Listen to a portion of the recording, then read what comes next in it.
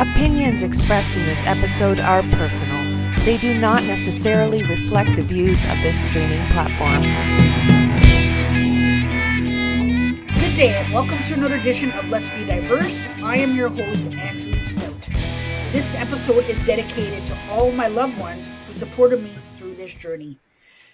Today we're going to be discussing bringing back humanity to the workplace. I've been talking to a lot of people and workplaces are, everyone's talking about their workplace and that. So I just thought it would be a great opportunity to talk about this topic. And I have a super amazing guest that I thought would be perfect for this conversation. Her name is Ali Stone. So Ali Stone has been a regular partner and leader in the hospitality industry since 2005. During that time, she was integrated in developing 12 successful businesses and teams as a direct culture and leader development.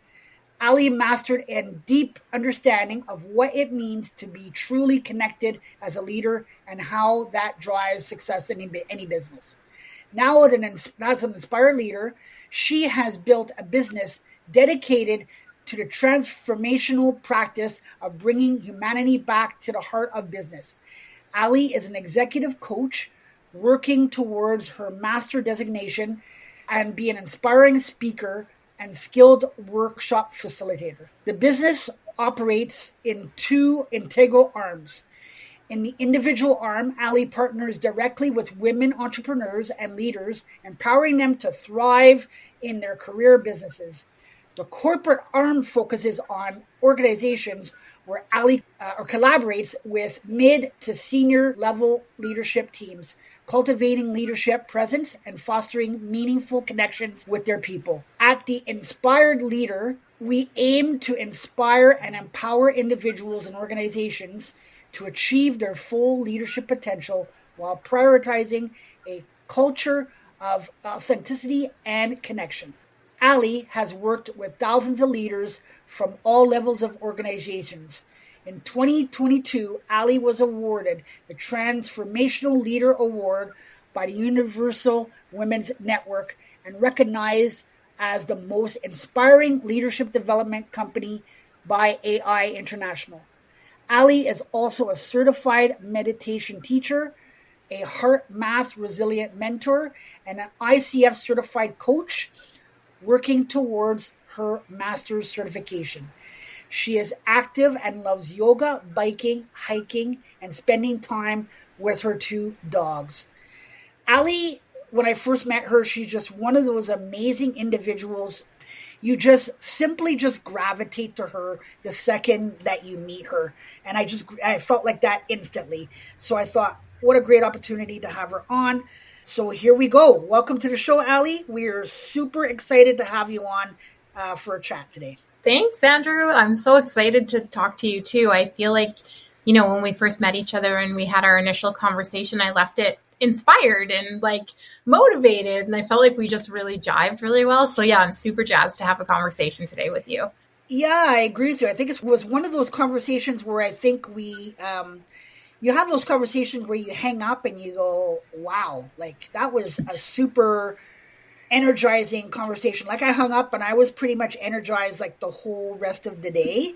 And I just gravitated to everything that you were saying and all your words that you were telling me. It just was amazing to me. So I truly appreciated it and super happy to have you here today. Thank you. Thank you. You're very welcome. How are things going with you? Now, give us the deets on what's going on. Things are good. Things are really busy for me right now. I'm prepping this week for 2 keynotes. So I'm the keynote at the 4-Wing Military Women's Conference in Cold Lake on Saturday. And then I also have a keynote in Toronto next week. So I have a busy kind of 10 days here right now. So when those things come up, it's a lot of, prepping and spending time alone and talking to a wall. I don't know if other keynote speakers do that, but that's what I do. So it gets a little lonely leading up to it, but it's super exciting. I'm excited to go to Toronto. It'll be my first time out east for an engagement. So I'm looking forward to it. I understand exactly what you say, because before I ever begin a podcast, I tell everybody I'm going to set up whatever, check the internet, check my microphone. And while I'm waiting for the guest, I do a little bit of a rundown reading the the notes and trying to get an understanding of what the conversation is going to be, and kind of it's almost like kind of getting myself psyched up for it. So it's a little bit of a routine. It's a routine that I've started, and it kind of gets me psyched up. Yeah, totally. And it's a good practice, right? At least you know what's going on when you get there. Exactly. Well, I'm glad to hear things are going well. It sounds like you got a lot of good things and fun things going on. Exciting to be able to speak in front of people, I'm sure. Give them your message, and I'm sure that they are going to all gravitate to you for sure. Like everybody that I've spoken to about you gravitates to you as well. So I'm sure it's going to be something else for them. Thank you. You're welcome. Before we begin, I always have a fun question. Get things going with my guests. Are you ready for yours today? I am so ready. And I'm so curious. So my question to you is, if you didn't have to work to make money, how would you spend your time, and what would you do or create? Ooh, really good question. So much. Okay, so I think I would spend a lot of my time on the ocean, like somewhere around bodies of water. I feel like that's really like my calming, happy space. I always say when I'm near the ocean, it's like, ah. So I would do that. And I think I would probably create some sort of program or charitable effort or movement that helps women that, I don't know, I want to say like, not necessarily in like underprivileged countries, but like women who don't have the same privileges that maybe I have. Help them, find ways to get into careers, to maybe get the clothing to get the interview, to get the skills to get into an interview. I don't know, maybe something like that would be really cool. I often think how am I going to give back, right? Like, how am I going to give back in my career? And I feel like that would just be a really beautiful thing to do, just to help women who, I guess in another word would be otherwise unavailable or unable to work with me at a fee, right? And so if I didn't have to make money, it'd be wonderful just to do it with any woman that needed it. Well, I got to say that for you not knowing what the question was ahead of time, that was probably one of the best answers I've ever heard. Like, that is super, super prepared. So it was so good that people are going to think that I'm lying, and guest doesn't know ahead of time. You made it look like it was so easy there. So I really appreciate that. Thank you so much for having fun with me, and thank you so much for giving us such a great answer. Again, it tells us so much about you for sure. Why don't we start off with you telling us a little bit about you, your story, and of course, your why? Yeah, for sure. That sounds good. And so, as we were kind of saying, it's kind of a loaded question. So where do you take it? But I think the thing that connected us when we met each other was my why and why I do what I do. So, we're going to talk a little bit about this today, but a really big part of what I do and the thing that I talk a lot with other leaders about is bringing humanity back to business. And now I was really blessed to have a career with the Original Joe's restaurant groups for almost 17 years. For the last 10 years of that career, I was the director of leadership development and culture. And Andrew, I grew and I learned so much, and it was so incredible. And I had so much purpose and passion in what I did. It was just such an incredible journey. And it was all based around people. It was all based around this connection to people, this belief in people, and it truly inspired me, and it still inspires me to this day. There was a lot of things that happened in that time in hospitality, running that organization, that were big moments, big infractions, some big tragedies in our lives that we had to navigate. And I always look back on that time and I think, man, if we didn't have that belief, if I didn't have that belief in people, I don't know how we would have ever gotten through those things. And so as I came to a place in my career where I started to move out of Original Joe's and into the Inspired Leader, it became clear to me that a lot of other businesses and industries leaders don't think this way, right? We often think business is about a bottom line, creating a product, putting something out into the world, but none of this happens without people. And so yeah, it's been a really big part of what I do and what I share now. And so there was a really big moment in my life too in 2018 when my husband and I worked in Original Joe's together, we were partners together, and he became ill after he ran a marathon in Japan. And nothing was ever the same after that again. And it completely changed my life. It completely changed the way I looked at leading and running a business and an organization. And so much of that is what has brought me to where I am now, because when these things happen in our lives, it completely changes the vantage point through which we see things, right? Mm-hmm. Wow, such an amazing story there. So much to pack in, so much that I want to delve into there. First of all, I totally agree with you. It's based on people. And I do agree with you 100% that I believe that companies, I think, have forgotten. Yes, it's nice to make the dollar and we need to make our money so the company survives so that they can keep their employees afloat. I totally get that. But I feel like there are ways that you can keep employees engaged and happy within an organization and not make them feel like they're just a number. And I feel like it's super important.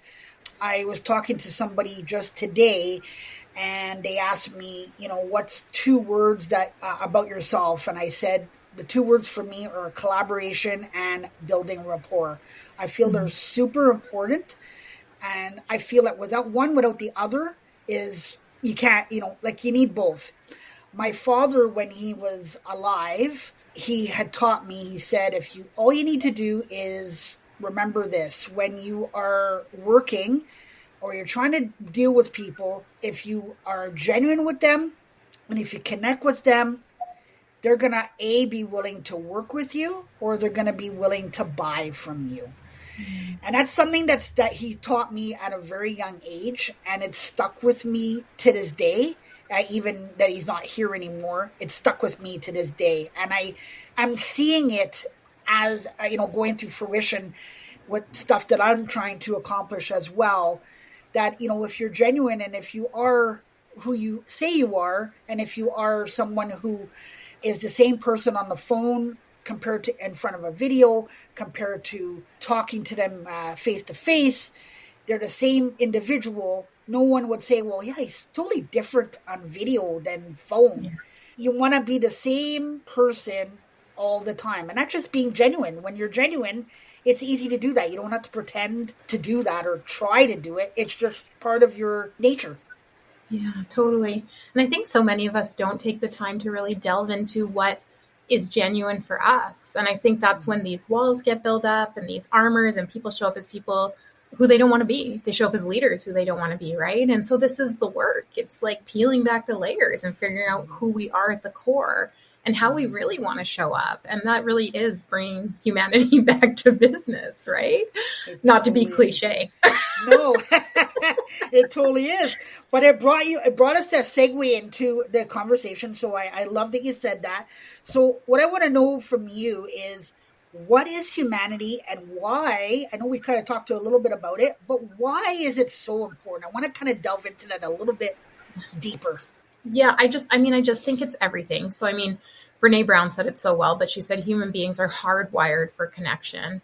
And everything in business is a connection. It's a connection to another person, to another person, to another person that builds a business, right? Like, these are how these things exist. And so I think there's this like really important piece, I kind of already said this, but that often gets missed in business. And we tend to think it's about the product we're creating or what we're bringing, what the business is bringing to the world, but none of that would happen without people. And so the connections that we make, the relationships that we forge or develop together is so incredibly important. Because if we don't do that, we haven't done the foundational work that will create the longevity for our business. Now, does our business still have to produce something, put something out into the world? 100% it does. If it doesn't do that, we're dead in the water, right? So there's give and take to all of this. But I always say that that's like the fuel for the fire. But the real fire that we're fueling is the relationships, the connections, the experiences that we're making at work or that we're creating at work as leaders for the people who work with and for us, right? Mm-hmm, mm-hmm. So how do we implement humility in the workplace? So I know we've talked about it. We know it's important. How do we go about doing that? I think, if I'm just going to take the perspective of a leader, if that's okay, because that's kind of usually who I'm working with. But Yeah, love it. I think that when it comes to humility, it comes if we're worried about that, it comes down to a lack of knowledge of ourselves, right? And so it comes back to, so you're using the word genuine. I would use the word authenticity. I would say, how well do you know yourself? How well do you know your values as a human being? And then as a leader, the values that you plan to bring to your career, the values that you plan to share with the people who you get to lead. And I always say leading a team or a person or, an organization is not only a responsibility, it's also an honor.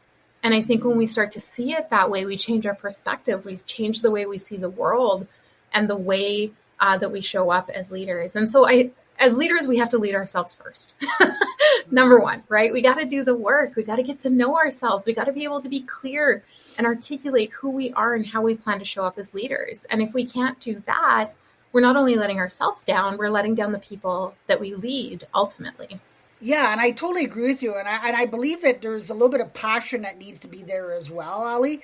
So, I mean, if you're taking a position as a manager or a leader within an organization, but you don't really have the passion for it, and you're not going to put your full heart into it, which means that something's going to lack, either the production of the company or people who are looking to have some help, or they're needing to lead, or they need assistance in something. And if you're not fully there, present for them, then, you might as well not do it, right? Because, Yes. We don't want to just be doing it for the paycheck. We want to be doing it because we feel that we can do that job to its best capabilities, and that, we're going to build our team and have an engaged, and I like to call it a safe work environment for everybody to come into every day. Yeah. And I also think that you have a really interesting point there. And it goes back to that. It goes back to that clarity as to who we are, whether that is a team member or a leader. And when we have that clarity, we can then also choose the best role for us. And maybe that's not leading, right? Maybe that's not where we're meant to be. And that's totally okay. Not everybody has to be a leader and run an organization and run a team, because that's a lot of work as well. And there's so much impact and contribution that happens on every single level. And sometimes we forget that.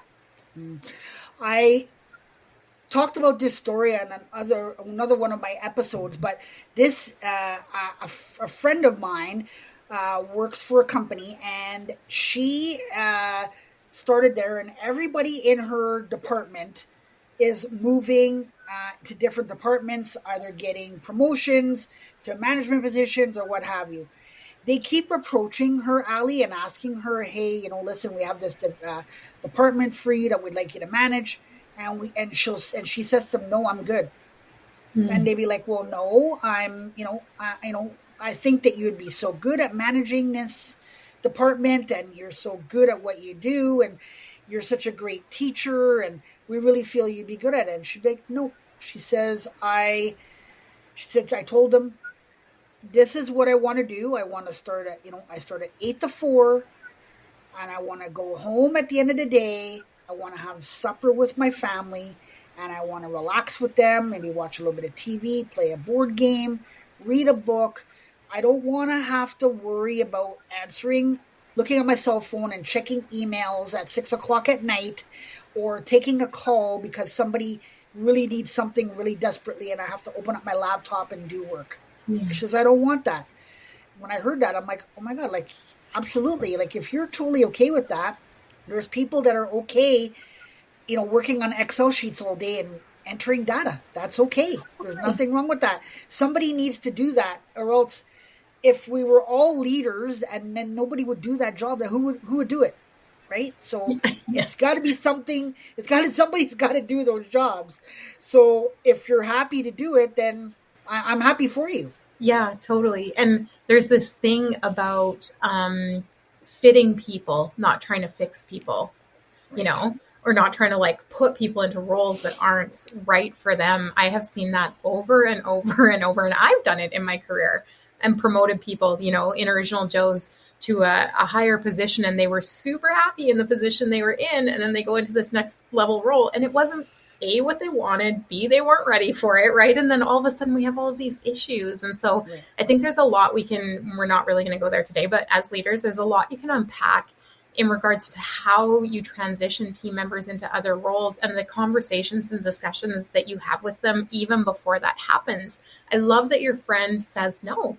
I love that because she knows what she wants, right? And that's beautiful. Absolutely. Yeah.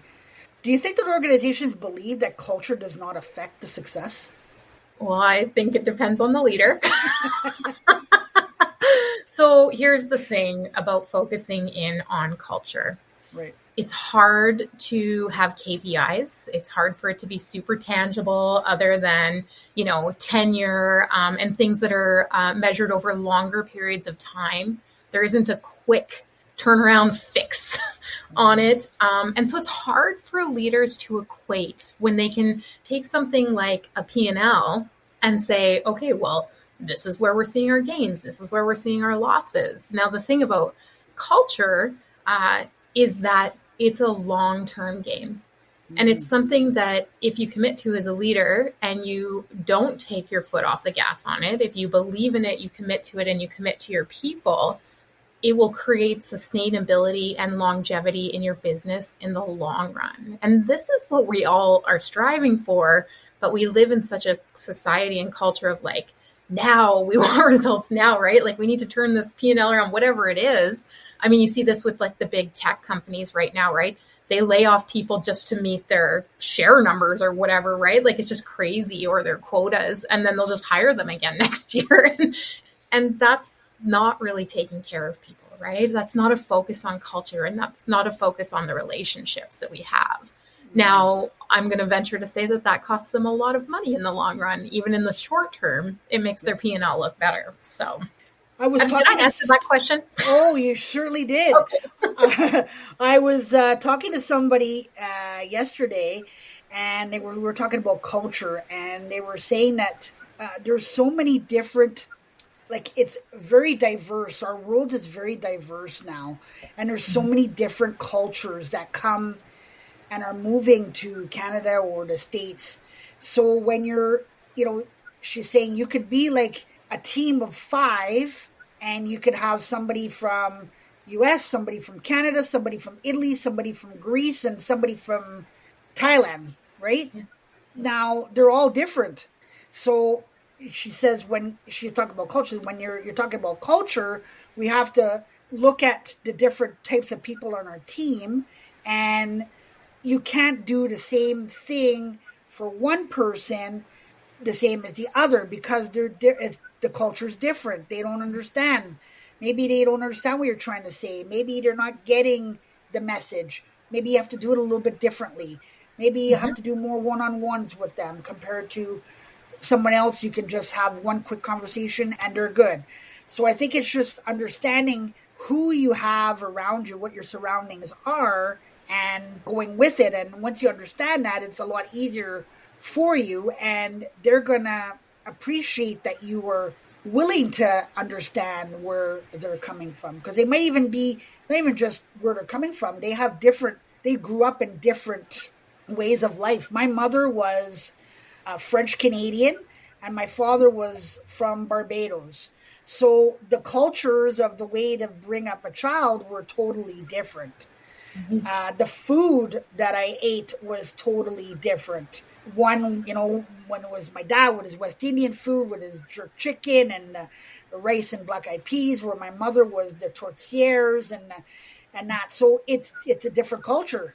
They grew up in that culture. So for me to be in that culture, or to live in different cultures, was unbelievable. I sometimes people ask me, like, how did you do it? And I don't know. I just did it. Yeah.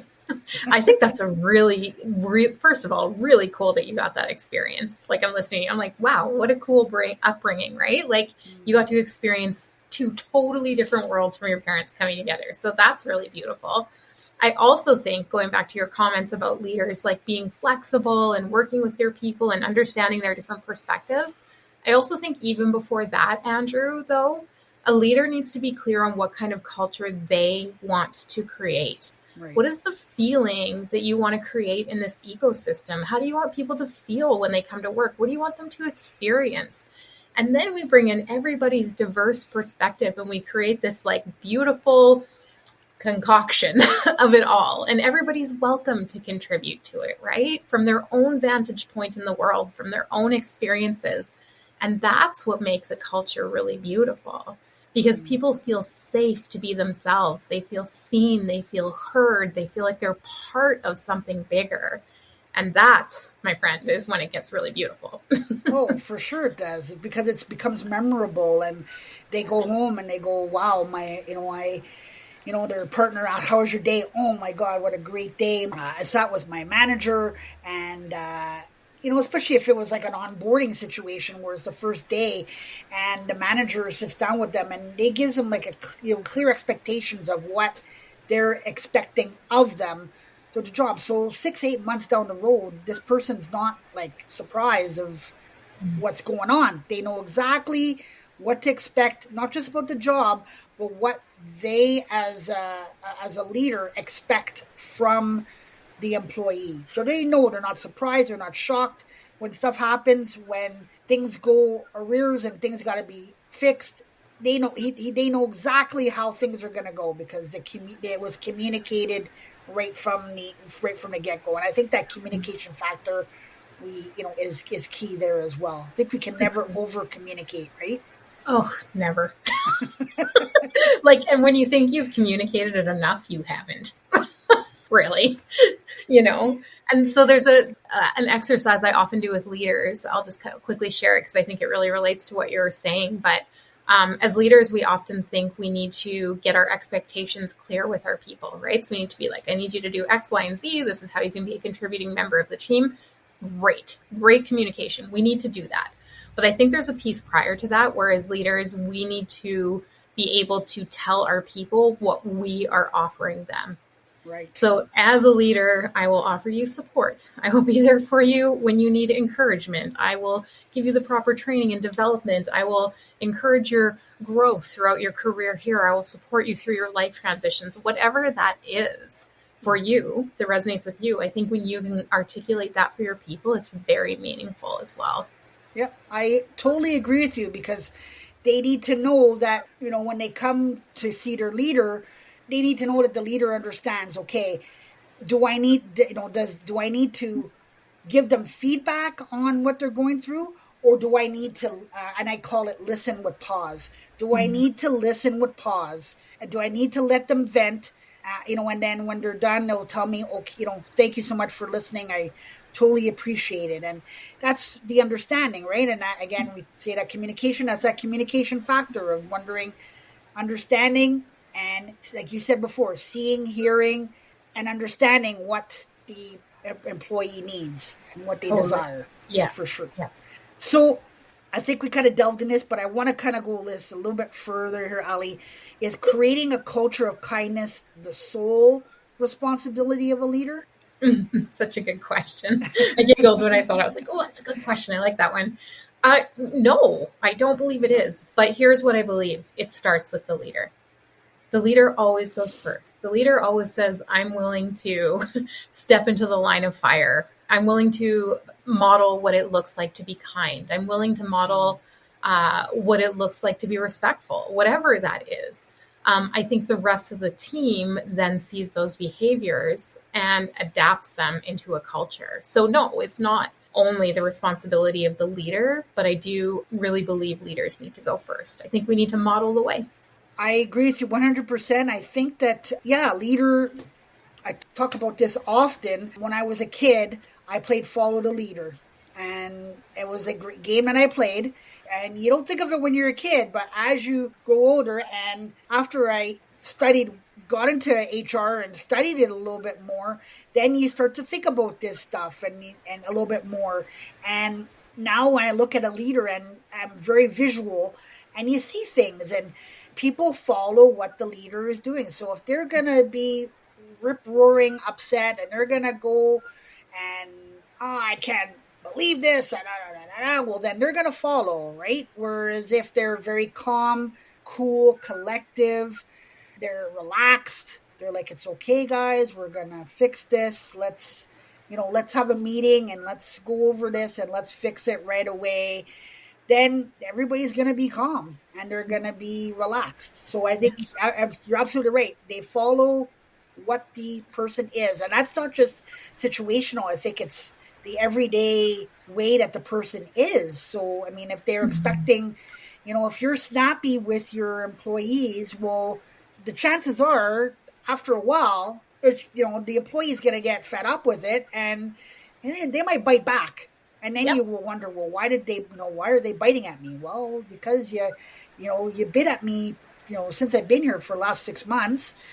Now I have had it up to here now, and I'm gonna bite. I might bite back now. And, for sure. And then like I said, they're shocked. So I think it's super important that we do that for sure. Yeah, I totally agree with you.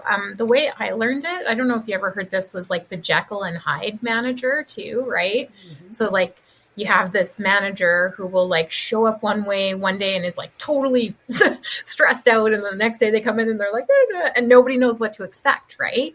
And so that's really hard on team members. They don't know how to respond to that. So of course they get to a place where they don't know how to respond in a way that is like healthy or, you know what I mean, nurtures a good relationship. So again, it comes back to the leader. Right. Absolutely. Yeah. Absolutely. What do you think the future looks like for culture and kindness for leadership? What do you think the future looks like for it? I think it looks good.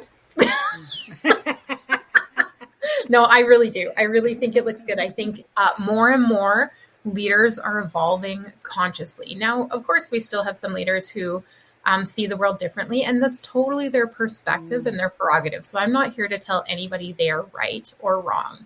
All I'm here to do when I'm working with leaders is just to try to help them see a different perspective, help them see a different way of engaging with their people that maybe creates a deeper sense of meaning for them and their people at work, that creates a shared sense of purpose, that creates this feeling like we're all in this together. And what I know about that is when that happens, it's beautiful. The time we spend at work is amazing. We love it. We're happy. We go home, we're happier people with our families. And who wouldn't want that at the end of the day, right? And so, yeah, I think consciousness is evolving. I think leaders are evolving the way they see their businesses and the way they show up. And I love it. It makes me really excited. I get really geeked up about it all the time. As you know, we already had a really long conversation about it. But yeah, I'm very passionate about it. And I just think we spend a lot of time at work, right? Like we're going to spend a lot of our lives at work. And my hope for leaders and for people like leaders who want to lead in this way, let's call it, of bringing humanity back to business, that they see this and they create this experience so that they can all just have a better experience of their time in their lives, because they don't really get a do-over, right? This is kind of it. And depending on what you believe, but this is kind of it, right? Yeah. So I hope we can enjoy it. Yep. I agree with you 100%. I think that it is getting better. Do you think, though, do you see that it's a lot of these leaders, it's a learning thing for them? Like, so for example, I feel like there's a lot of leaders that are put into a situation where they're put into that situation, and then I like to call them, they're like almost like lame ducks. Like they're put in that situation, they can't do any good because they've never been there before. Yeah. And then I have a friend of mine who works for a company, and her company has a succession plan, or they do succession planning. So she goes to all over Canada. She goes to different locations, and she'll have meetings with managers of departments. And she'll say, listen, we have this management position that possibly could be coming up in the next 6 months at this location. Is there anybody in your department that you feel could fit that bill or be a good manager? And the person will say, yeah, I think Samantha would be a great manager. She's good at her job. I really feel she's a good teacher and she's a good motivator. She knows how to talk with people. I feel she's good. So then she'd go to see Samantha, and she'd say, listen, Samantha, you're Your boss, Ron, just said to me that he feels that you'd be a great fit for a management position. What we're going to do is we're going to put you in, if you'd like, we can put you into a 6-month program. You're still going to do your job, but we're going to do a 6-month program with you, and we're going to work with you and teach you how to become a manager. Then when there's that opening does open up, we have you ready, set, go to put you into that position. So, right away, she's not fighting a losing battle right away. She still might have some struggles, but at least she knows that there's that support system there for her is where I'm going. Mm-hmm. Yeah. And you were saying there, sometimes people get put into these roles and they're kind of like a lame duck, right? My term would be hung out to dry, and it's like, so here's the thing. I think the organizations that have leaders that have this evolving level of consciousness, this different way of thinking, they believe in development. They believe in growth and development. And they believe that if their people aren't growing, that they're stagnant, that they now fall into the status quo. And so they place a really high value on that. And it's obvious. And those are the leaders I work with, right? Because if leaders aren't interested in growth and development, they're not even going to talk to me because that's just not the realm I work in. Right. So, but I do see some that are just starting to touch the edges of it and starting to believe in it. And then others that have been doing it for years and have these amazing cultures. And it's really beautiful to see all the different spectrums of it and how when leaders start to embrace this, how it excites them, it excites their team, how people get motivated, how creativity and innovation start to spur. So it's really neat to be a part of it and to just feel the energy that comes from all of that too. So, but yeah, I mean, people definitely are sometimes laying ducks too. And it's a really hard world that way. And I think that's where it comes back to us as individuals and making sure that we know what we want, how we want to lead if we're going to be leaders, and finding the right position for us. Because as an individual, you are absolutely within your right to find the role that's best for you too. Right. And you just said something to me that just caught my attention. You said some of the leaders I work with the ones that want, and the ones that don't work with me. I feel that those ones are the ones that should work with you. And I always tell myself, and I always say to people that, if you're a leader, if you were saying to yourself, I know everything, that's when you're going to get yourself snake bit. You have to be a humble leader, and you have to be always willing to learn. I call myself a lifelong learner and not afraid to say it because I always want to learn. I'm a sponge, and I want to take everything that I can in, and I'm always going to be like that. And I'm never going to stop because I feel the second that I do, it's going to be lights out for me because there's other people that are going to surpass me because they're going to want to be lifelong learners. I don't want that. I want to continuously learn and get better at not just myself as a leader, but as a human and continue to grow. Yeah, I think the moment a leader claims to know it all, they've stepped out of leadership. They've stepped into like a self-serving mode, and it's not serving the company. And so, I think that's a really important reflection. And I often think of it in the realm of being curious. The moment we stop being curious, the moment we stop asking those questions, like I love that you're like, I got a funky question for you today. I'm like, perfect, bring it on. I don't know what I'm going to say, but like that keeps us thinking, that keeps us on our edge. Those things are super important. That is leading, right?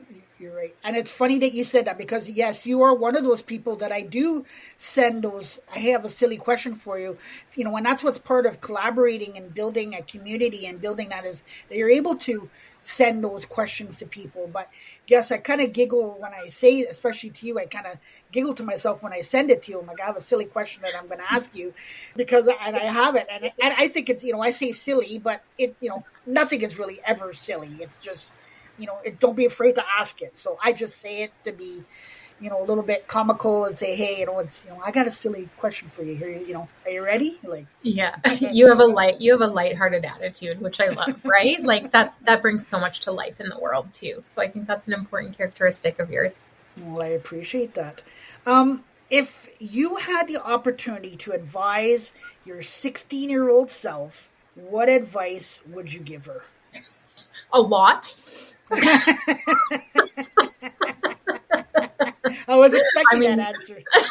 Where do you want me to start? No, I'm just like a lot though, for sure. Okay, so I was a trouble child for sure. I honestly, I was lucky that I even graduated high school. I was bullied through high school and was afraid to show up to classes and almost got expelled. And so I had a rough go. I had a rough go in high school. And so, when I read that question, I was like, what would I say? I would tell myself that you got this, that you can do this, and things will get better. And so, that was a space in my life that was really hard for me.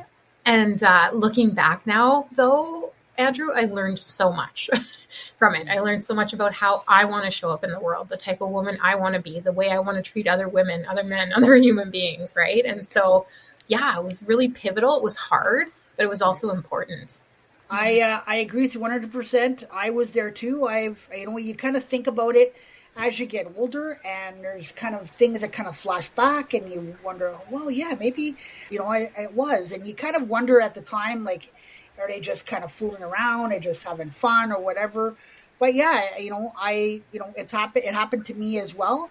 It's even happened to me at a later stage in life, working for a company, and it wasn't a good space, I'll admit, but I got out of it, and I promised myself, the one thing I did promise myself is, like you said, you got this. And I did say to myself, I'm never going to let that happen to me ever again. I'm never going to let somebody expose me or treat me or downplay what I'm wanting to do. So now I just do what I feel is right. And as long as I have that support system behind me, I'm going to continue to do it. So, it's amazing how what we don't realize it when we're younger, but as we get older, we realize, hey, yeah, that did happen to me, So yeah. Interesting. This has been such a great conversation. Any final thoughts today? I think, we talked about a lot of things, so I'm just going back through my brain through it. But I think for anybody listening to this today, and you're, thinking about who you are as a leader, and maybe this is spurring some thoughts for you, and what do I do? How do I take the next steps? How do I figure this out? I would just say, number one, really sit down and assess who you are as a leader. Get clearer on what you value, the things that are important to you. And that really is the start of the journey, because once you can understand and articulate those things, you can start to use those as your beacons, as your lighthouses, and they can move you towards the type of leader you want to be, not the type of leader the world tells you have to be, because that is the problem. We need to be authentic and genuine and ourselves. I would never be the same leader you would be. And that's what's beautiful about both of us, right? And so the more leaders we have that are willing to lean into their authenticity and say, this is me, better world it'll be.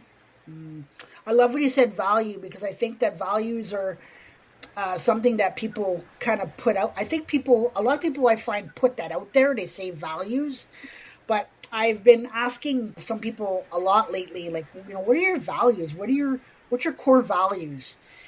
And it's amazing to me. Some people have had trouble to answer that to me. So I think it's okay. It's great to say you have values, but I really feel like the most important thing is not to say you have values, but actually to know what those values are and why you believe in those values. It's very easy to pick one, but you need to understand why. Yes. And most people, Andrew, will never do this work in their lives. And so when I do this work with leaders, they're like, whoa, this is really cool. I'm like, I know. Now you can articulate it, right? You've always felt it. You've always felt it somewhere deep inside, but now you can actually say it. Now you can move in that direction. It's like personal power. It's so beautiful, right? It certainly is. Well, I want to take the time to thank you for coming on today, Ali. I mentioned it before. I'll say it again. You are a phenomenal individual. Sometimes we say that somebody inspires us or keeps us going. We love to listen to them speak. And that's the case for you. I could probably listen to you speak for hours and hours, because the stuff that comes out, the stuff that you say just energizes. I could see how it energizes a room, because it energizes me as an individual when I hear you speaking. So I just love listening to you, love hearing you speak. Like I said, you're a phenomenal individual, very truly inspiring. And I love the fact that you took the time to spend with me tonight to do this podcast episode. It's truly an honor to have you on as a guest. Oh, thank you. Thank you. And my deepest gratitude right back at you. Thanks, Andrew. You're welcome. So on behalf of myself and my guest, Ali, I would like to thank you all for listening today. And until next time, be safe. And remember, everyone, that if we all work together, we can accomplish anything.